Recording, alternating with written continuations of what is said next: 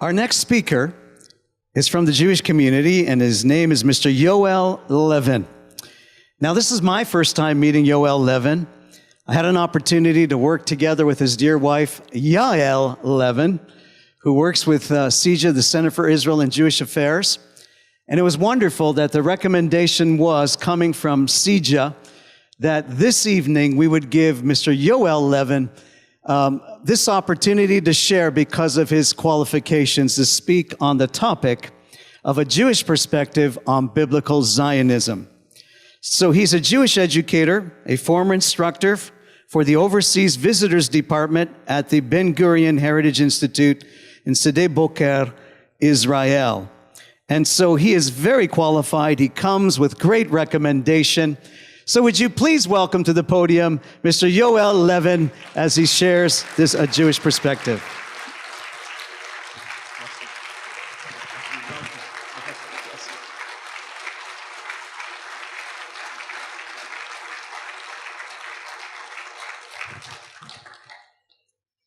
Good evening, or should I say Shalom Aleichem? That works pretty well here, right? Well, I feel that the recommendations were a little bit biased, weren't they? Coming from my dear wife, that she's here today, and she's going to be substituting my phone for timer. She's really good at keeping me at bay, so she's going to be in charge of pulling me out of here if I intend to try to pass the time limit. Okay, so it is an honor. It is a really humbling opportunity to be in this platform in front of such a beautiful crowd. Your love and support for Israel really makes me, hands down say thank you on behalf of all of the people, the Jewish people around the world and the people of Israel. Thank you very much.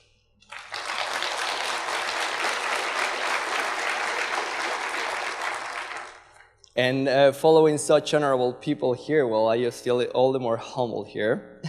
But I really hope that what I have to say, even if it's just small words, they can really affect something important in your heart, in the heart of all the people that might be listening to this anywhere, wherever they are at any time, because I hope this is being recorded, so it can be some time from now. So what I intended to speak about is religious Zionism. In today's context, and it's even growing more and more as we see the media, how they are portraying the idea of Zionism. The concept of Zionism is almost a bad word. It's almost like similar to something evil. People have been very insistent in equating to its very antithesis, which is Nazism, and so they call Zionists are Nazis, and it's such an injustice to really equate to the very I couldn't call them people who perpetrated the Holocaust against half of the Jewish population in the world.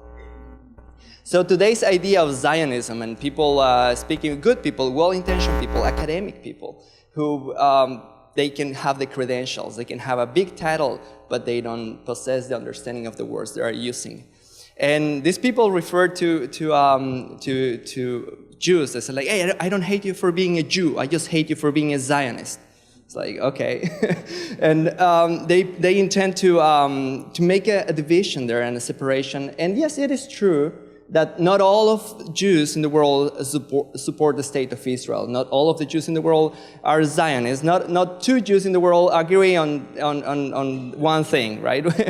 You probably have heard that you need two Jews to have 5 opinions, and that's very much true.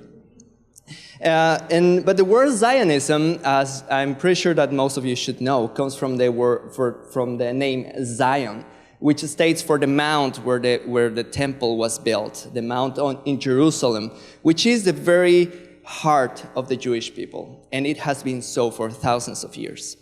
Since 3,000 years ago, when King David received the revelation that this was the place, Zion, that was referred to Moses only as Zion, where he wanted David to build a temple that it was going to be like the heart for the 12 tribes of Israel and for the peace and the redemption and the kingdom of God on earth. And this was 3,000 years ago, and it has remained so for us. The temple was built by his son Solomon, and of course, as you know, it was destroyed twice. And but only in those 2,000 years since the last destruction, the second destruction that was perpetrated by the Romans in the year 70 of our common age, those years of diaspora that were imposed on the Jewish people across the globe, all over the world, from country to country. We were welcomed for a time in one place and then kicked again and then persecuted and then murdered. In all those years, there is one single thing that can connect and cross the line across all the Jewish communities anywhere where we were found. And it was that every single day, we would pray 3 times a day facing the Mount of Zion and praying for our return to the Mount of Zion. We would pray not only in our 3 prayers, but also after every meal. We would ask Hashem in the middle of our Thanksgiving for our meal to help us return to Zion, to see that redemption. Not only in those moments, but also when a baby was born, in every Brit Milah, we would remember that we are happy, but never fully happy, because we cannot be fully happy until Jerusalem is restored to its original purpose. Not only that, but in the middle of every wedding, you cannot have just a complete celebration. You have to break a cup, a glass, in order to remember that our hearts are broken. And we say, if im eshkachech Yerushalayim tishkach yemini, tidvak lishoni lechiki im eshkachechi, im lo eskerechi, im lo yaled Yerushalayim al rosh simchati. That my tongue is the words of David, saying that if I forget you, Jerusalem, may my right arm lose its strength and my tongue be stuck in the roof of my mouth. If I don't remember you, if I don't put you as the most important of my joys, of my happiness. And those are the words that even in the words that you say in the most happy day of your life. So Jerusalem and Zion has been in our hearts every moment when we're born, when a Jew is dead, dies. In that moment of a funeral is also remembered. And so our hope, our faith, our prayers for a day that we could return to the Eretz Israel, to the land of Israel, and to the Mount of Zion, that it would come one day. Now, when we say 2,000 years, you can say it fast. It sounds fast. It sounds like 2,000 years. But how many nations in the world can tell a story of 2,000 years? Oh, our story is 2,000 years. Very few nations in the world can talk about 2,000 years of history. Israel doesn't talk about 2,000 years of history. That's only the middle of it. We talk about 4,000 years of history. We had 2,000 years more before that. We had our many diasporas before that. We had the diaspora in Egypt, in Babylon, in Assyria for half of Israel that they haven't returned, or I don't know where they are. I'm referring to the lost 10 tribes of Israel. And so we have always prayed, always hoped that one day we would return, that one day we would rebuild this temple, we would rebuild that. And the most important thing for that, and the restoration of Israel, it wasn't for the sake of the Jewish people. It was never intended to be so. Yes, of course we want it. Yes, of course we want those promises to be fulfilled. But we always saw and always understood in the Torah that the blessing, the redemption of the nation of Israel and the Jewish people was a redemption meant for the whole humankind. We do not believe that the redemption of Israel is for our own sake. We believe that it is the ushering stage before the kingdom, what probably you have heard, like the kingdom of heaven. The Malchut HaShamayim, as we refer in Hebrew, is going to be established in the world through the Messiah. And we are going to turn our arms into tools to work the land. And we shall not learn any longer about war. We will not train for war. We will all live in peace. Isn't it what we all want?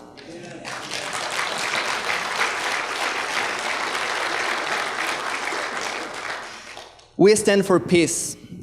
We don't have a war against the Muslim world. Well, we do, but we shouldn't have. In reality, we don't hate And we shouldn't allow ourselves to hate our enemies, because hate makes us weaker. Hate destroys us more than it destroys our enemies. That hate is something that we cannot allow. We can believe always and have always hope that there are going to be many people that are going to open up their eyes and they're going to wake up from this darkness that is blinding their eyes and their understandings, and see that we are not here to fight anyone and to take anything from anybody. We are here because this is where we belong. We are in the land of Israel because we have never belonged to anywhere else. We were, for many generations, we were in Spain. We were, at some point probably, we could have claimed part of Spain as our land. We were there 1,000 years. I mean, 1,000 years is a pretty good claim to say, like, we are from Spain. And the same in Babylon. It's a lot less in Poland and Russia, because we were invited. But it's very curious and very interesting to see that today's people are trying to say that Jews are Polish, that they come from Poland. All of them are from Poland. All of them are from Russia. Just because there was a very large community of Jews in those parts of the world at some period of our diaspora doesn't mean that that's where we come from.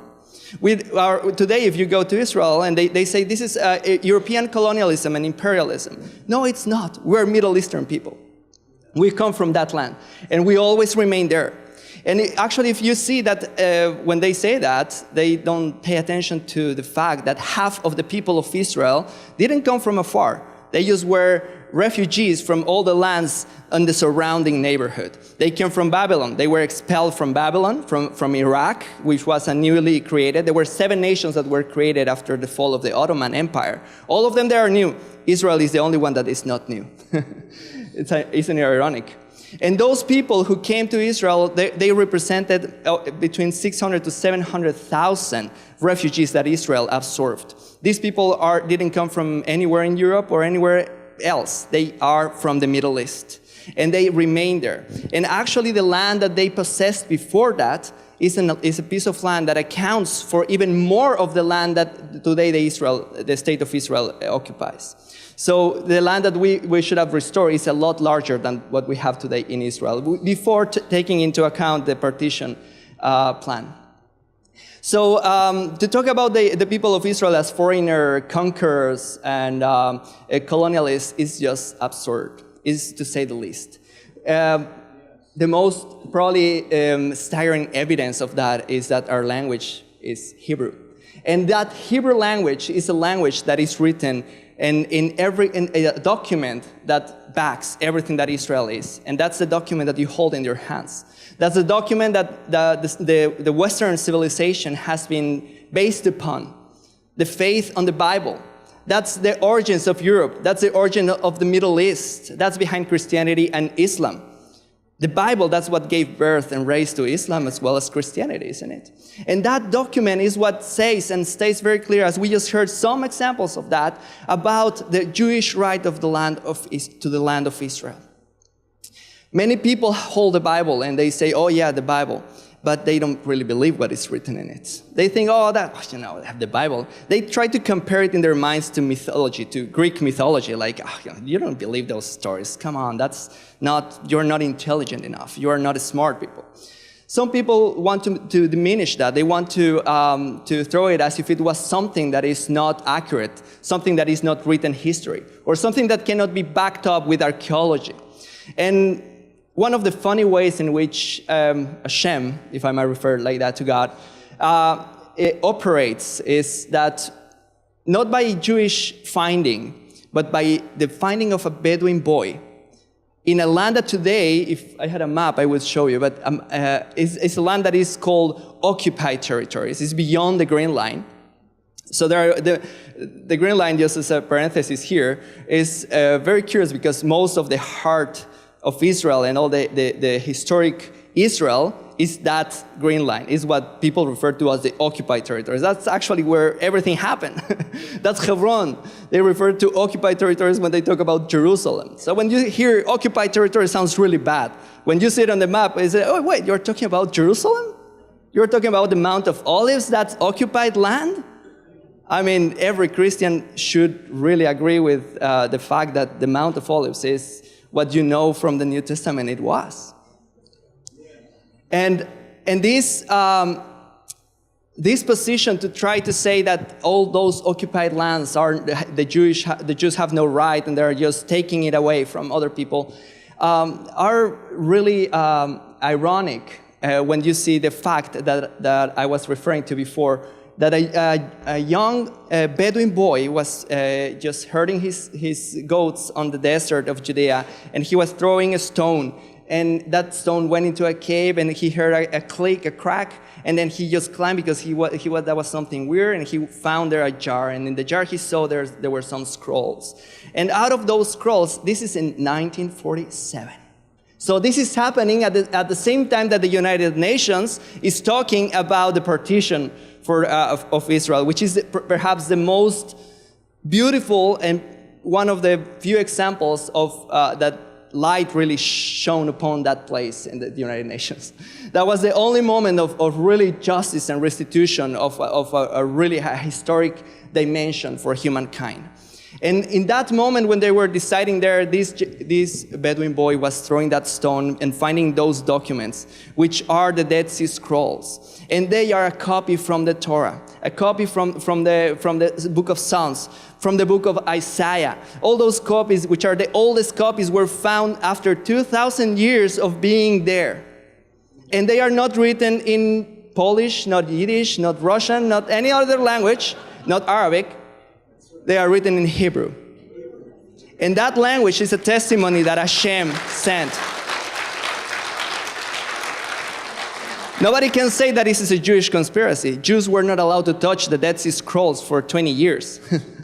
Until finally we took our hands, and you should see and visit in Jerusalem the shrine of the book, and see how much we honor that heritage, and we honor it for the nations, for the sake of the nations.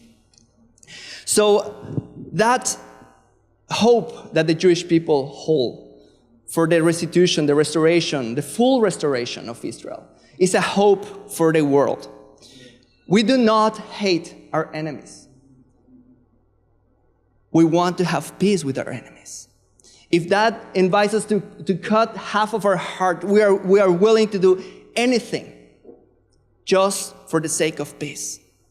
But one thing we cannot allow ourselves, and is to let again what happened in the Holocaust repeat itself. We cannot afford that.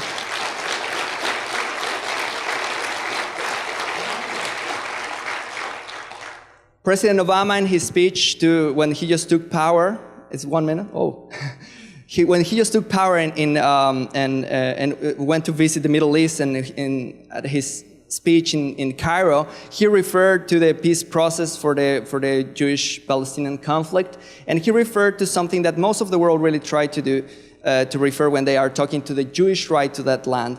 And it's nice, but it's not complete, and it's deceiving. And that was the reference that the Jews have right to that land because of what happened in the Holocaust. It's wrong, and it's deceiving.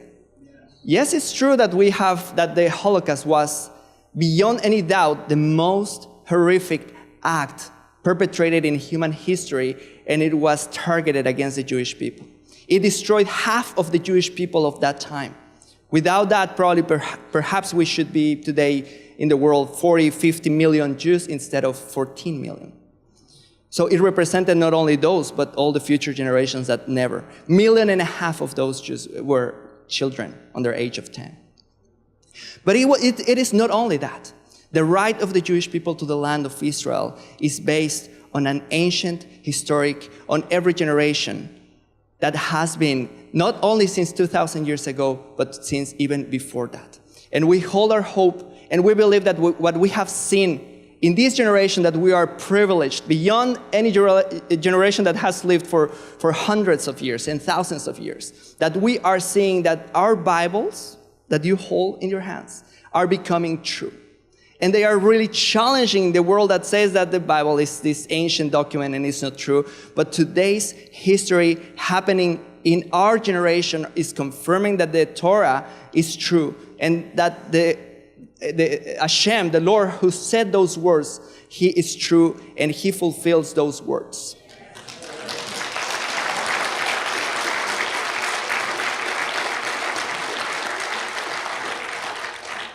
And I cannot live without stealing a minute of your time, because there is one idea that I just have to say it, and that is the chosen people.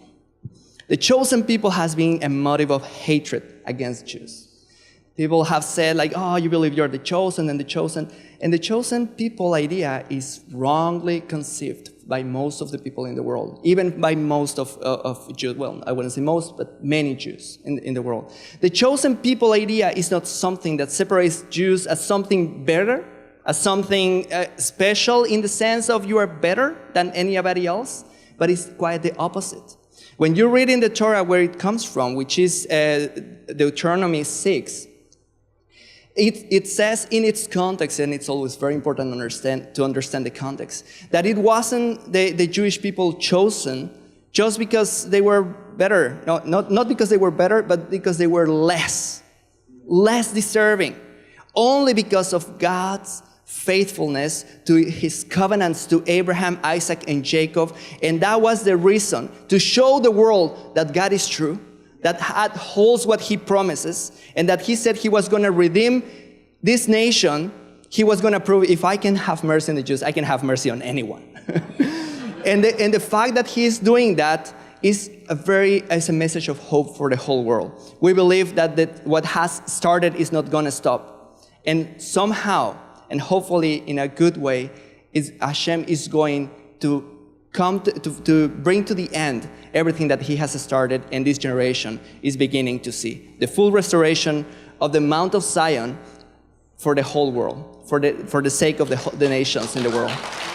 Thank you very much.